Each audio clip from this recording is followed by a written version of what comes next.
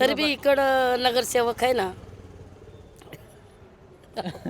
मला लक्षात नाही येतो. बरं, नमस्कार. नमस्कार. काय नाव आपलं?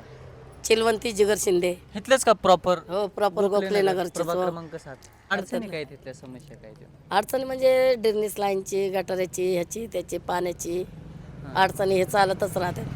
चालतच राहते ती. महिलांच्या समस्या काय आहेत तिथं? महिलांसाठी कोणतं चांगलं काम व्हायला पाहिजे इथं तुमच्या प्रभागामध्ये? महिलांचं आता काय आता बोलावं मला. मी फळं हे भाजी विकते ना करून मी जास्त काही लक्ष देत नाही. पोराबाळांना नोकरी ते आहेत का? नाही ना, नोकऱ्या तर नाही ना. पोरं बाळांना नोकऱ्या तर पाहिजे ना.